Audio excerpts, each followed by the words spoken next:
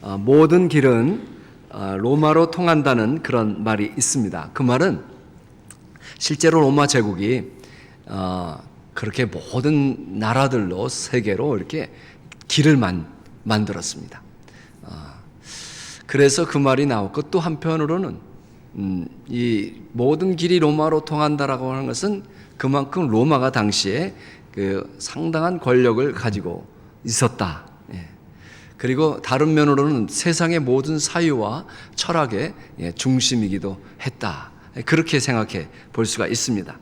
오늘 우리는 만유의 주 그리스도, 만유의 주 예수 그리스도라는 제목으로 말씀을 나누는데, 예수님이 만유의 주다라고 하는 것은 모든 길은 예수로 통한다.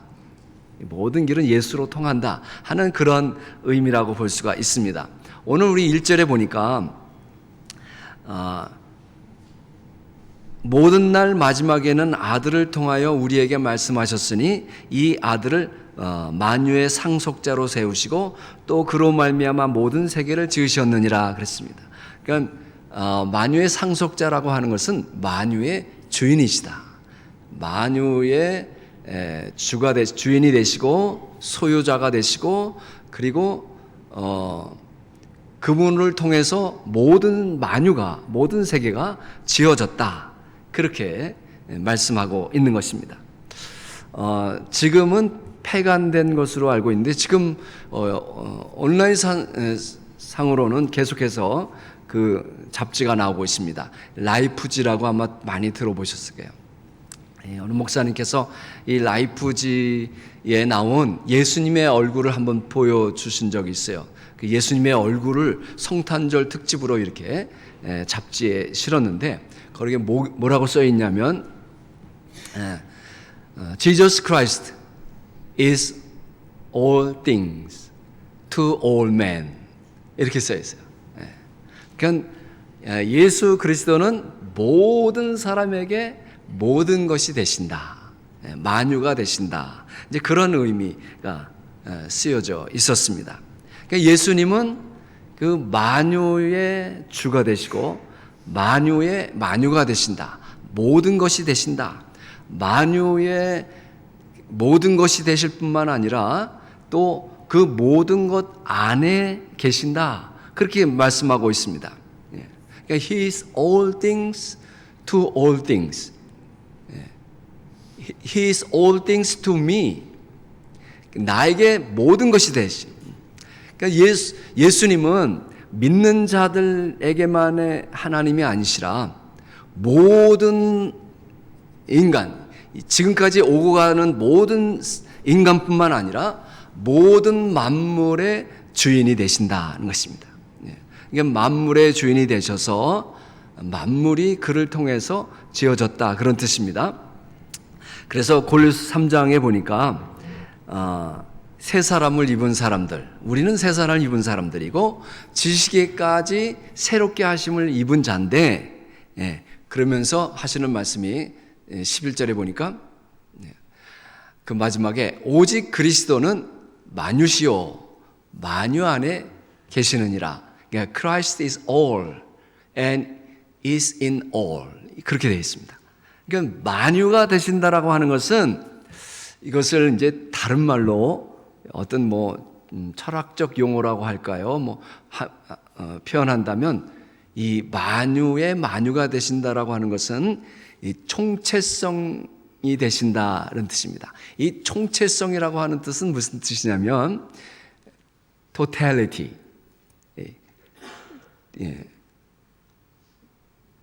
전체성이라고 할까요? 그런 의미가 됩니다. 이 총체성이라는 말을 제가 단어를 사전에 정의를 찾아보니까 이렇게 표현하고 있습니다. 여러 개를 하나로 묶을 수 있는 성질이나 관점. 그러니까 예수님은 그 모든 피조물들에게 총체성이 되신다. 그러니까 총체성이 되신다는 뜻은 무슨 뜻이냐면, 한마디로 예수님 한 분이면 모든 것이 충분하다. 이제서 알아듣신 것 같아요. 아멘 하시는 거 보니까. 아멘입니까? 그러니까 예수님 한 분이면 모든 것이 충분하다. 사실 그 말이 복음의 본질입니다. 우리가 복음을 믿고 또 복음을 전하는데 예수님 한 분이면 충분하다. 그겁니다. 왜냐하면 예수님은 총체성의 존재이시기 때문에. 그러니까 하나님과 모든 피조물을 하나의 개념으로 묶어내는 분, 그분이 예수님이시단 말이에요.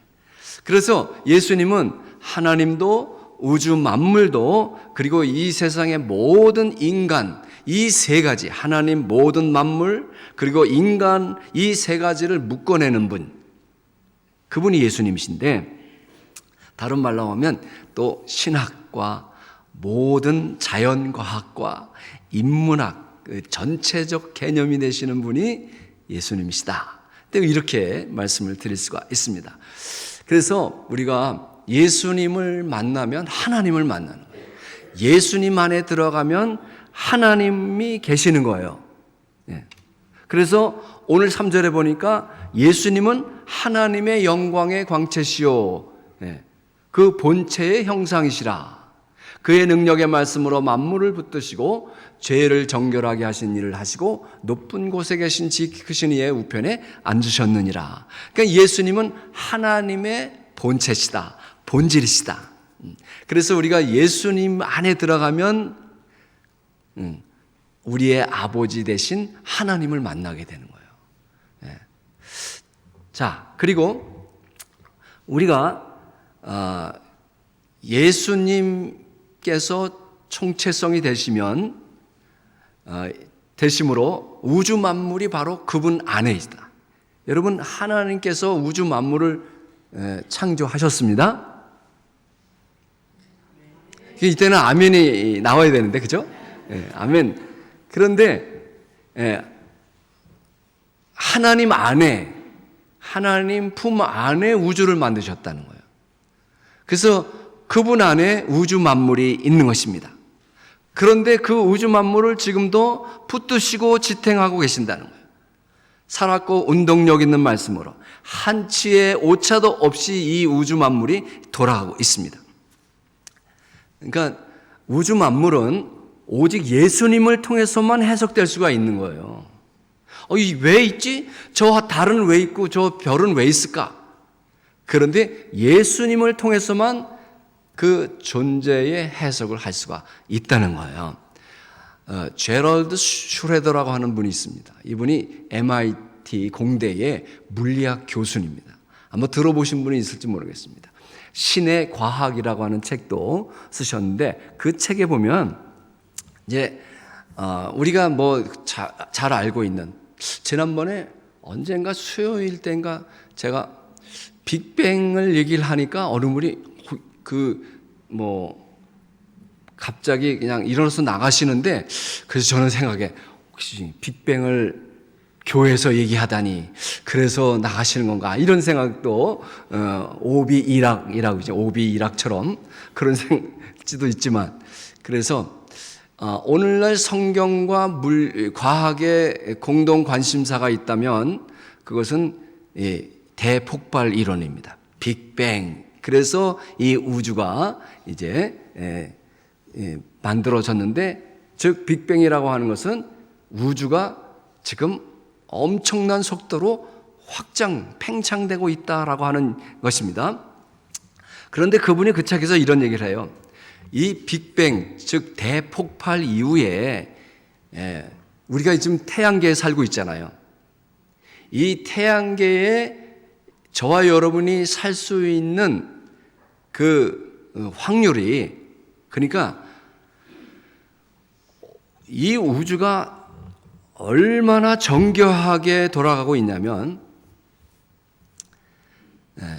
10억의 10승, 10억의 10승에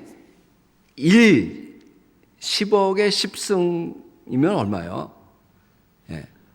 그거에 1의 오차도 없이 이 우주가 돌아가기 때문에 이 태양계라고 하는 곳에 저와 여러분이 지금 살고 있는 겁니다. 태양계에 그것도 아주 지구라고 하는 별도 아닌 이 행성에 우리가 지금 살고 있는 겁니다. 그런데 그런 한 치의 오차도 없이 돌아가는 이 우주가, 이 자연, 그 배후에 누가 계시느냐? 하나님이 계신다는 거예요. 그 배후에 하나님이 계시다는 것을 우리는 늘 인식해야 하는 것입니다. 그래서 언젠가 우주 배경 목사라는 말씀을 드린 적이 있는데, 이 우주 배경 목사라고 하는 것은 마이크로웨이브 백그라운드라고 말하죠. 그게 이제 그 우주가 탄생하는 순간, 대폭발, 빅뱅 직후에 나온 전자기파가 오늘도 온 우주를 다 덮고 있는 거예요. 그 순간에 그 나온 빛이 지금 여기에도 엄청나게 그 우주 배경 복사가 차 있는 거예요, 여기에. 그래서 그것이 1964년에 뉴저지 벨 연구소, 지난번에 우리가 수련회 오랜 전에 갔던 곳이에요. 그 옆에 뉴저지 벨 연구소라고 있는데, 그 벨 연구소에 그 두 분이 그 안테나로부터 나오는 그 잡음을 고치려다가 펜지어스와 윌슨이라는 분이네요. 그걸 하다가 우주 배경 복사, 빅뱅의 우주 탄생의 순간에 나온 빛을 잡게 되는 거예요. 발견하게 됩니다. 그래서 이분들이 노벨 물리학상을 받습니다. 이 빅뱅의 순간에는 엄청난 밀도와 온도가 얼마나 높은지, 지금 그 온도보다, 그 빛의 온도가 지금보다 1조 배나 높다고 합니다. 그 우주 배경 복사를 통해서 그것이 그때의 온도에 비해서 어느 정도 이게 식어졌느냐, 냉각되었느냐를 계산해서 지금 우주의 나이가 얼마 됐다. 137억 년 플러스 마이너스 0.37억 년. 이제 그렇게 얘기하고 있습니다. 숫자는 생각하지 마세요. 그냥 뭐 숫자 머리 아프다고 생각하시는데, 그래서 우주의 나이가 지금 약 138억 년이 됐구나. 그래서 이것이 뭐 오차가 있을 수 있잖아요. 뭐 0.37억 년 정도 오차가 있다고 하는데, 그것을 약 150억 년이라고 쳐서 그 우주가 탄생하는 순간의 그 온도가 지금보다 1조 배나 높은데, 온도가 그만큼 높다는 것은 바로 1조 배나 그 빛의 진동수가 빠르다는 것을 의미해서, 이 150억 년, 약 150억 년을 1조로 나누게 되면 6일이 된다는 거예요. 왜 목사가 저런 얘기를 또 이렇게 골치 아픈 얘기를 하나 이럴 수 있는데, 아니 뭐 제 얘기가 아니고요. 이 제럴드 슈레더라는 분의 이야기예요. 물리학, MIT 물리학, 이분은 창조 과학을 얘기하는 분이 아니에요. 반지성적, 반과학적이고 그저 그냥 빅뱅이든 무슨 이런 과학적 사실을 그냥 부인하는 창조 과학이 아니라, 그래서 그러니까 우주 탄생의 시점에서 보면은 6일이고 우리 인간의 입장에서 보면 그것이 약 150억 년이 되는, 제가 잘 전달을 했는지 모르겠습니다. 잘 전달을 했는지 모르겠습니다. 그런 얘기를 하는 거예요. 즉 뭐냐? 그러니까 우주 만물을 우리는 예수 그리스도를 통해서, 하나님의 말씀을 통해서 우리가 돼야만 한다. 될 수밖에 없다. 그런 얘기입니다. 그 얘기에 대해서는 여러분이 이제 신의 과학이라는 책을 또 혹시 이제 다룰 기회가 있을 겁니다. 수요 우리 예수 아카데미 반에서 그때 가서 한번 또 자세히 또 잘 이해가 안 되셨으면 다루도록 하고요. 자, 이 총체성이라는 것은 즉 예수님을 통해서 우리가 하나님께로 가고 예수님을 통해서 우리 우주 만물을 이해하고 해석할 수 있고 또 예수님을 통해서 세 번째는 우리 인간을 볼 수 있다는 겁니다. 우리 인간은 하나님의 형상과 모형으로 지어진 존재인데 예수님이 인간이 되셨다라고 하는 것은 저와 여러분이 어떤 존재인가 하는 것을 우리에게 말해주고 있는 것입니다. 인간의 역사, 인간의 삶 자체가 바로 예수로 해석될 수 있다는 거예요. 예수 안에서 해석돼야 된다. 왜냐하면 예수님은 역사의 주관자이시, 인간 역사의 주관자이시기 때문에. 그래서 인간의 모든 사상이든 철학이든 예술이든 문학이든 또 모든 종교를 예수로 해석해야 합니다. 그리고 예수 그리스도께 복종시켜야 된다는 거예요. 그래서 고린도후서 10장 4절에 5절을 보니까 우리의 싸우는 무기는 육신에 속한 것이 아니요 오직 어떤 견고한 진도 무너뜨리는 하나님의 능력이라 모든 이론을 무너뜨리며 하나님 아는 것을 대적하여 높아진 것을 다 무너뜨리고 모든 생각을 사로잡아 그리스도에게 복종하게 하니. 그러니까 하나님을 대적하여 높아진 모든 세상의 이론이나 문학이나 철학이나 인문학, 예술, 음악, 과학 모든 그것을 무너뜨리고 모든 사상을 사로잡아 십자가 앞에 복종시켜야 된다라고 하는 것입니다. 그러니까 우리가 뭐 인문학 공부를 하자는 게 아니라 어떻게 보면 하나님을 대적하여 높아진 역사와 철학과 문학이 있다면 그것을 무너뜨리고 사로잡아서 시녀로서 복종시켜야 된다는 겁니다. 철학은 신학의 시녀라 그렇게 말하고 있거든요. 여러분 시녀와 하녀의 차이를 아시죠? 시녀는 자기 할 소리 다 하는 게 시녀입니다. 그런데 하녀는 그냥 시키는 대로 하는 게 하녀다.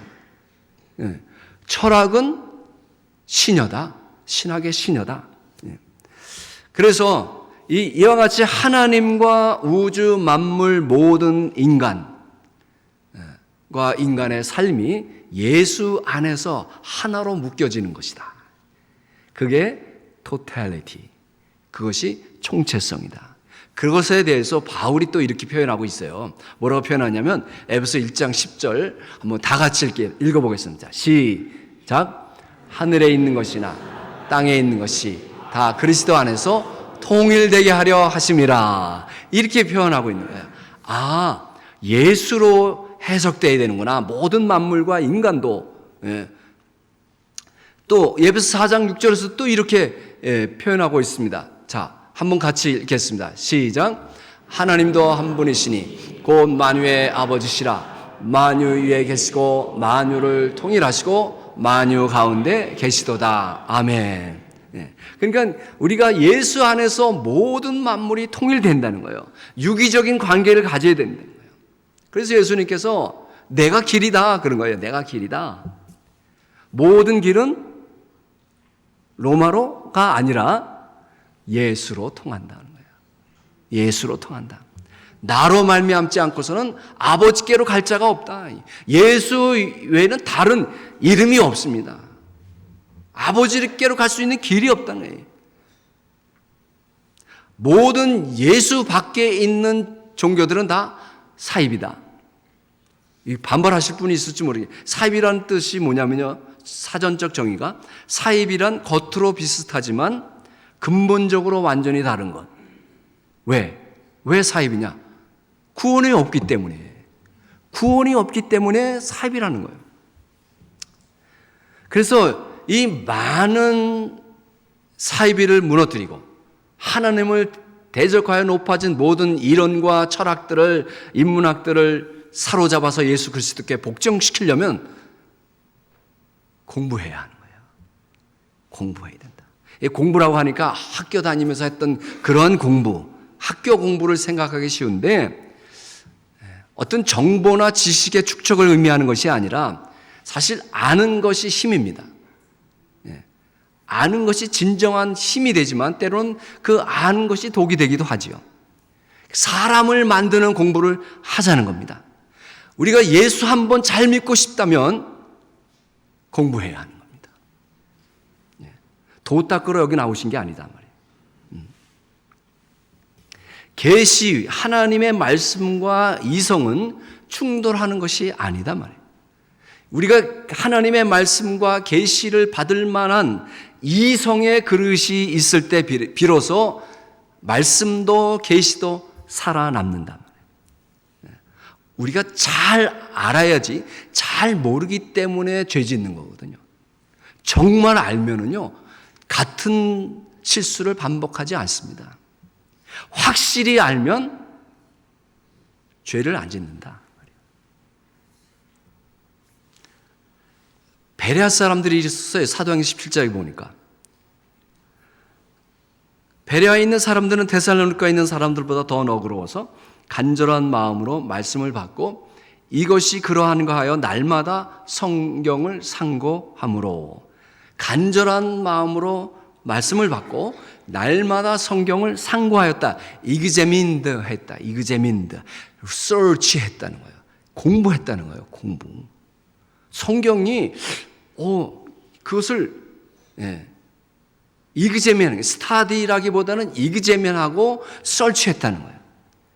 여러분, 바울이 될 수 있었던 것은 그가 공부하는 사람이었습니다. 공부꾼이었습니다. 왜 예수님께서 그 친근한 고락을 같이 한 3년 동안 그 제자들을 선택하는 대신에 왜 바울을 선택했을까? 12제자를 선택한 대신. 바울은 다소라고 하는 헬라 도시에서 자라났습니다. 헬라 문화에 정통했습니다. 아마 분명히 소크라테스, 플라톤, 아리스토텔레스 다 알았을 겁니다. 헬라 문화에 정통했고 그는 히브리 문화도 정통했습니다. 그래서 어디까지 왔느냐? 이스라엘까지. 그는 유대인이었지만 헬라 문화에 자랐고 공부하러 유학을 어디로 왔느냐? 이스라엘에 왔어요. 이스라엘에 와서 당대 최고의 선생인 가말리알의 제자가 됐습니다. 공부하러 거기까지 온 거예요. 그러다가 거기서 예수님께 발탁이 된 겁니다. 발탁된 다음에 바울은요 어떻게 한지 아세요? 17년 동안 공부합니다. 17년 동안. 왜 17년이냐? 어디에 성경에 있느냐? 여러분 딱 다메섹 도상에서 부활하신 예수를 만난 다음에 그가 어디로 가는지 아세요? 아라비아라고 합니다. 3년 동안. 아라비아 가서 뭐 했을까요? 사막에서 땅 팠을까요? 공부한 거예요. 무슨 공부? 예수 공부한 거예요. 예수 공부. 그리고 돌아와서 예루살렘에 잠깐 나왔다가 다 예수 믿게 된 바울을 보고 죽이려고 하니까 어떻게 됐느냐? 고향 다소로 제자들이 보냅니다. 숨겨서. 그래서 거기서 얼마 동안 다소에 있었는지 아세요? 10년 동안 거기서 머무릅니다. 그래서 잊혀진 세월 10년이라고 합니다. 절대로 잊혀진 세월이 아닙니다.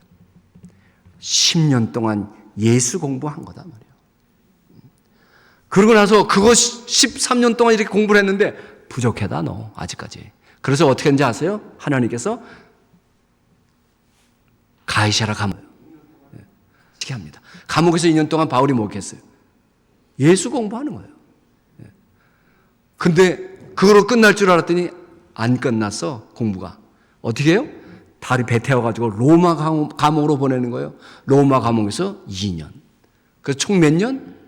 17년 동안 예수 공부, 감옥에서, 광야에서, 그리고 고향 다소에서 공부했던 거예요.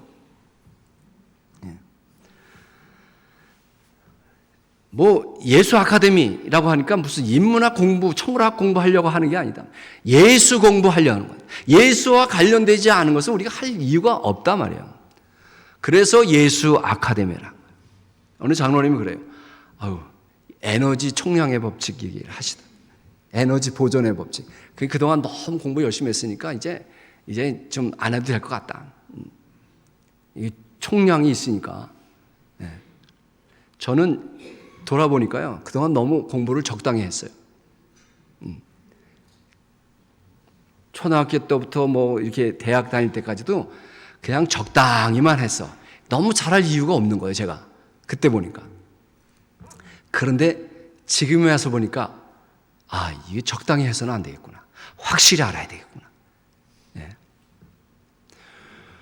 그동안 에너지 총량의 법칙이 있잖아요.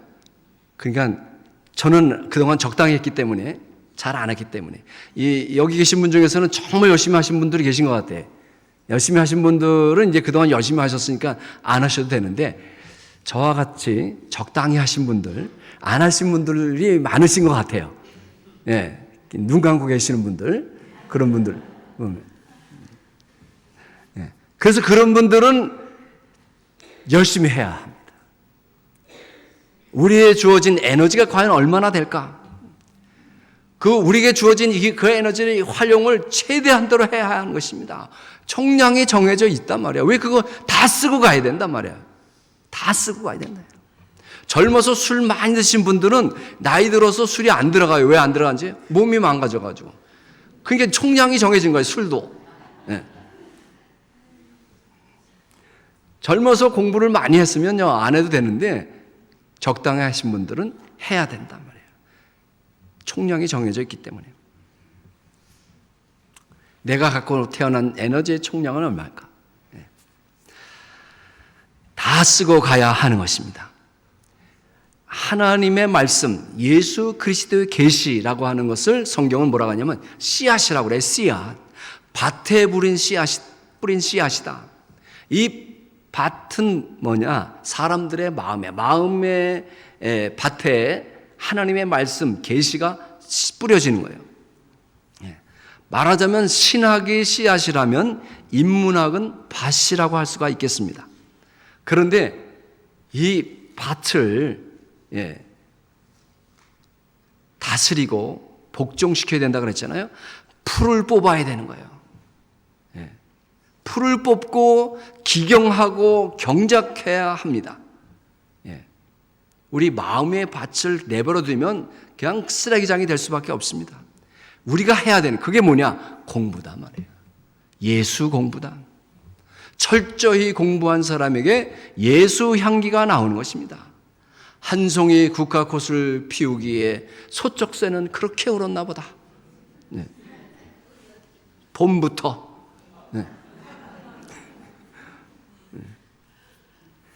그래서 더러는 씨앗이 좋은 땅에 떨어짐에 어떤 것은 100배, 어떤 것은 60배, 어떤 것은 30배의 결실을 하였느니라. 결실을 하려면 밭에 풀을 뽑고 기경하고 경작해야 예수 공부해야 한다는 겁니다. 그것이 바로 경작되고 잘 정리된 사람의 마음. 은혜만 받으려고 하지 말아요. 은혜는요 이미 천지빛깔입니다. 차고 넘치는 게 은혜단 말이에요. 은혜는 충분히 있으니까 공부하면 된다. 도 닦으러 나오신 거 아니다 말이에요. 예수 공부하려 오신 것이다. 예수와 관련된 공부. 그 공부를 할 때 진정 우리가 예수님이 만유의 주인이 되시는구나. He is all things to all men. 그분이 모든 사람의 모든 것이 되는구나. He is all things to me. 나에게 모든 것이 되는구나. 그분이 모든 피조물의 총체성이 되시는 것을 깨닫게 되는 것입니다. 창조주와 피조물을 하나로 묶어내는 그 총체성. 하나님과 우주 만물과 모든 인간을 하나로 묶으시는 분. 예수 그리스도만이 여러분의 모든 것이 되는 줄 믿습니다. 우리 모든 인간의 모든 것이 되신다. 예수님만이 길이 되시는 겁니다. 모든 길은 예수로 통하는 것이다. 예수님만이 희망이 되십니다. 예수님만을 저와 여러분의 소망으로 삼기를 축원합니다. 기도하겠습니다. 주님 감사합니다. 총책성 되시는 만유가 되시는 주님을 찬양합니다. 이제 우리가 온 우주 만물과 모든 피조물, 인간과 하나님을 하나로 묶는 예수님을 우리의 길로 삼아 주님께로 나아가는, 그래서 하나님 아버지를 만나고 발견하는 저희들 되게 하옵소서. 우리를 예수 안에서 발견하셔서 자녀 삼으심을 감사합니다. 이제 예수님만이 우리 길이 되고 우리의 희망이 되심을 늘 인식하며 살아가는 저희들 되게 하옵소서. 예수님 이름으로 기도합니다. 아멘. 찬송